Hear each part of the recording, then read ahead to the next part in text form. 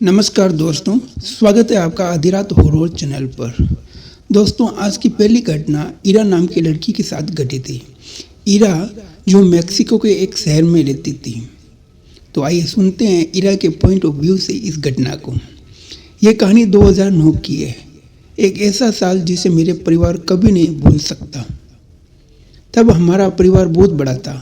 मेरी नानी के 7 बच्चे थे और उनका परिवार तेजी से बढ़ रहा था।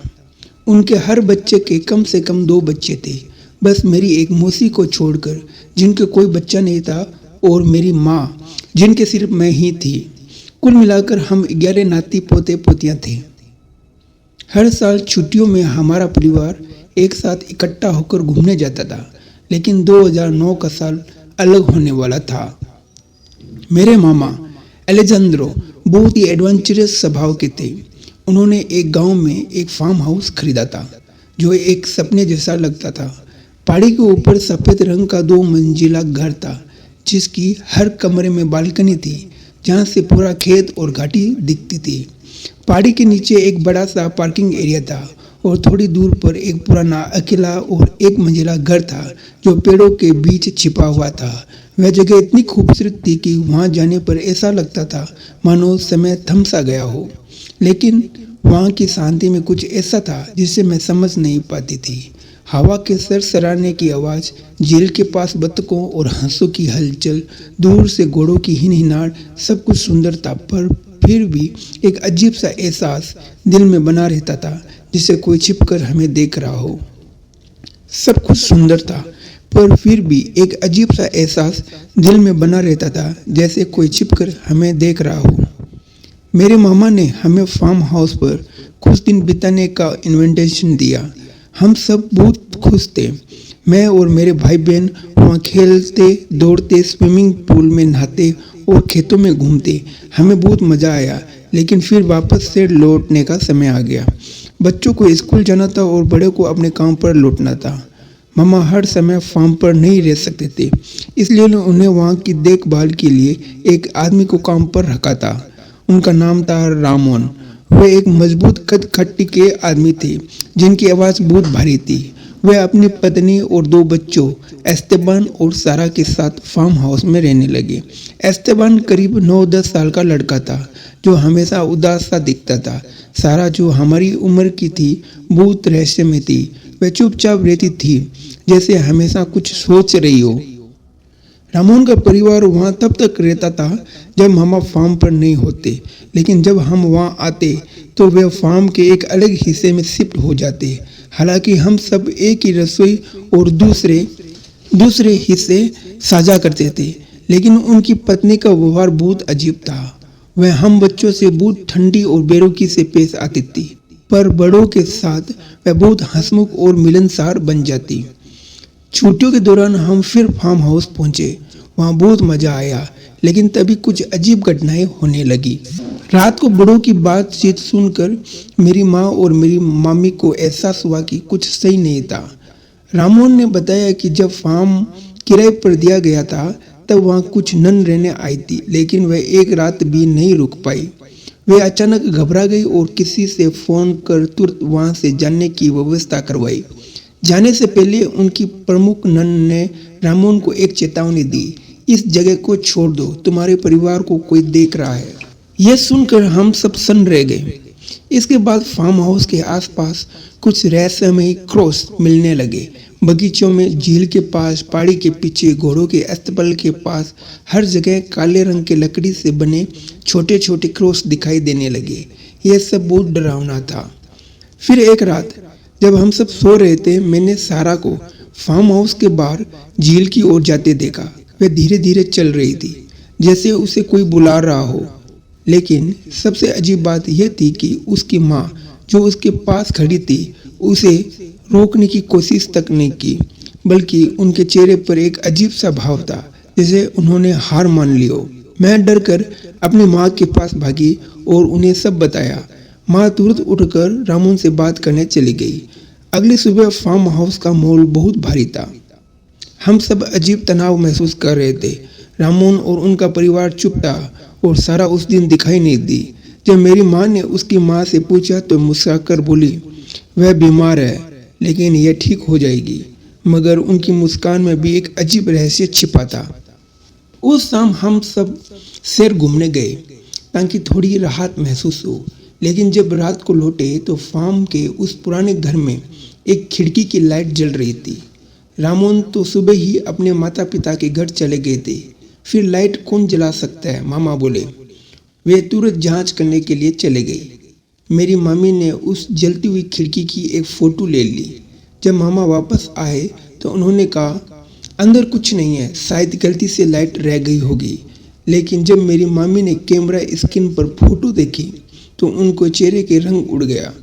फोटो में जलती हुई खिड़की के अंदर एक परछाई दिख रही थी, एक आदमी की आकृति या परछाई जो बैठा था।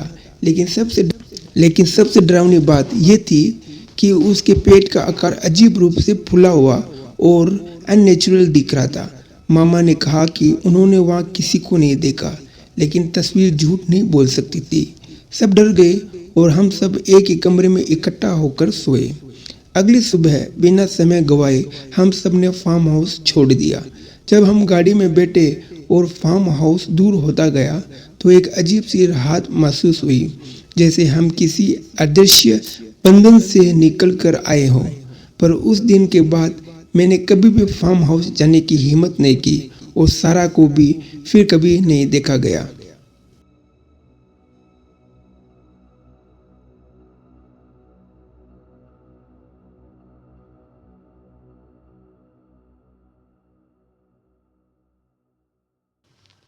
मेरा नाम डेनियल कार्टर है। मुझे एडवेंचर लाइफ बहुत पसंद थी। मुझे नई नई जगह जाना और उनकी फ़ोटोग्राफी करना बहुत पसंद था। ये घटना अक्टूबर 2023 के आखिरी दिनों की है। मैं कोलोराडो से अमेज़न के घने जंगलों में अकेले ट्रैकिंग करने आया था। मुझे अकेले यात्रा करने की आदत थी। मुझे जंगल व पहाड़ों की शांति बहुत पसंद थी, जहाँ मैं शहर की भीड़ भाड़ से दूर रह सकूं। मैंने दुनिया के कई दुर्गम इलाकों की यात्रा की थी, लेकिन इस बार जो कुछ होने वाला था उसके लिए मैं बिल्कुल तैयार नहीं था। मैंने महीनों तक इस यात्रा की तैयारी की थी। मेरा मकसद था अंधे के रास्तों और रहस्यमय जगहों को कैमरे में कैद करना, जहां बहुत कम लोग पहुंचते थे। अपनी trekking kit, satellite phone, camera और एक पुराना लेकिन डिटेल नक्शा लेकर मैं ब्राज़ील और पेरू की सीमा के पास एक छोटे से गांव से अपनी जर्नी स्टार्ट की। वहाँ के लोगों ने चेतावनी दी थी कि ज़्यादा दूर न जाऊं।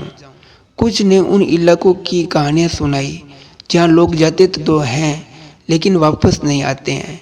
उन्होंने बताया जंगल के अंदर कुछ आदिवासी रहते थे जो कि अचानक कहीं गायब हो गए थे। मैं इन बातों को अंधविश्वास मानता था। मैं भूत प्रेत या तंत्र मंत्र पर ज़्यादा विश्वास नहीं करता था, इसलिए उनकी बातों को अनदेखा कर दिया। मुझे लगा कि जंगल में सिर्फ नेचुरल खतरे होते हैं, कोई अलौकिक शक्ति नहीं होती है, लेकिन मैं गलत था। वहाँ से मैं अपने सफ़र पर निकला। अगले 3 दिन मैं ऐसे ही चलता रहा। जहाँ रात हुई वहीं अच्छी सी जगह पर अपना कैंप लगा देता था और अपना खाना बना लेता था। लेकिन चौथे दिन जहाँ मैं वहाँ पहुँचा, वहाँ का जंगल कुछ ज़्यादा ही घना था और सूर्य की रोशनी वहाँ कम पहुँच रही थी। फिर भी रास्ते नज़र आ रहे थे, इसलिए मैं बढ़ता रहा। वहाँ मैंने महसूस किया कि यहाँ की हवा में नमी ज़्यादा थी और कहीं से दूर से हाउलर बंदर की आवाज़ें आ रही थी। मैं एक पुराने धुंधले रास्ते पर चल रहा था, तभी दाईं ओर एक संकरा झाड़ियों से ढका हुआ रास्ता दिखाई दिया। ऐसे लगा मानो सालों से इस रास्ते पर कोई नहीं गया हो। मैंने अपना नक्शा निकाला और उस रास्ते को अपने नक्शे में खोजने लगा, पर यह मेरे नक्शे में नहीं था। इसलिए मैंने सोचा, इस रास्ते में लोग कम जाते हैं तो मुझे ज़रूर नया कुछ देखने को मिलेगा। मैंने इस रास्ते पर जाने का फैसला किया। जैसे जैसे मैं अंदर बढ़ा, जंगल की आवाज़ें धीरे धीरे सुनाई देनी बंद हो गई थी। अब केवल मेरे कदमों की आवाज़ सुनाई दे रही थी। कुछ दूर चलने के बाद मैंने कुछ झोंपड़ियाँ देखी। मैंने उस ओर बढ़ गया। जैसे जैसे आगे बढ़ा तो वहाँ बहुत सारी झोंपड़ियाँ दिखी। इसका मतलब था कि पहले यहाँ पूरा गांव था। लकड़ी की झोंपड़ियाँ जर्जर हालत में थी। बेलों ने उन्हें पूरी तरह ढक लिया था। ऐसा लग रहा था कि यह कई सालों से कोई नहीं आया है। जैसे ही मैं गांव में दाखिल हुआ, वहाँ एक अजीब सा सन्नाटा छा गया। ऐसा लग रहा था कि गांव को जानबूझकर छोड़ा गया हो। मैंने अपना कैमरा निकाला और तस्वीरें लेने लगा। अचानक मेरी नज़र छोटे लकड़ी के बने गुड़िया जैसी पुतले पर पड़ी। इन्हें जगह जगह पर रखा गया था। कुछ मिट्टी में आधे दबे थे, कुछ झोपड़ियों के दरवाजे पर रखे थे। उनके काले गहरे गड्ढे वाली आंखें थी जो मुझे घूर रही थी। ऐसा लग रहा था कि जैसे अभी बात करेगी। तभी कुछ अजीब हुआ। मैंने अपने पीछे कदमों की आहट सुनी, धीमी और ठहरी हुई कदमों की आवाज़, जैसे कोई चल रहा हो। मैंने इधर उधर देखा, मुझे कुछ नज़र नहीं आया। अब मैं थोड़ा डर गया और ऐसा एहसास हुआ कि मैं अकेला नहीं हूँ इस जगह पर। मेरा दिल जोर से धड़कने लगा। वहाँ की पत्तियाँ हल्की हवा से हिल रही थी, लेकिन वह आवाज़ अब भी आ रही थी, किसी के चलने की आवाज़। मैंने अंग्रेजी में और टूटी फूटी पुर्तगाली में आवाज़ लगाई। कोई जवाब नहीं आया, सिर्फ लगातार बढ़ते कदमों की आवाज़ आ रही थी। डर और जिज्ञासा के बीच फंसा मैंने धीरे से एक झोंपड़ी में अंदर झाँका। वहाँ का नज़ारा देख मैंने अपनी सांस ही रोक ली।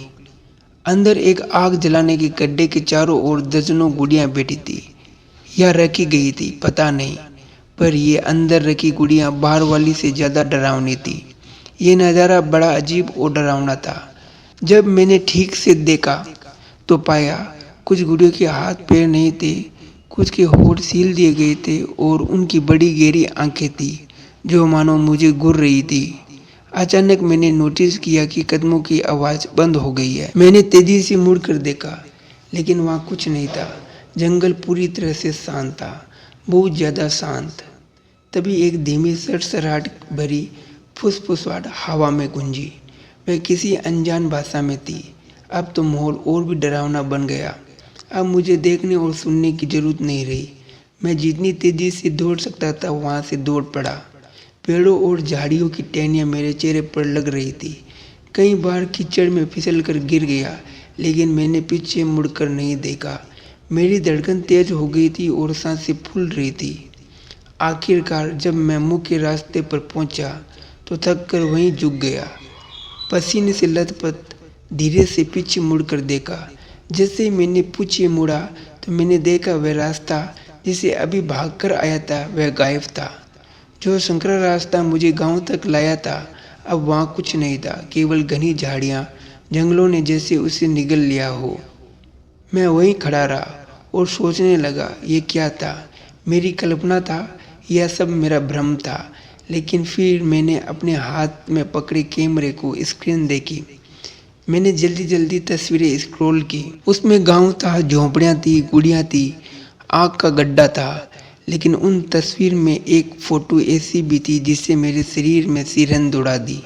मैंने देखा जिस फोटो में गुड़ियों के बीच एक धुंधली आदमी जैसी आकृति खड़ी थी।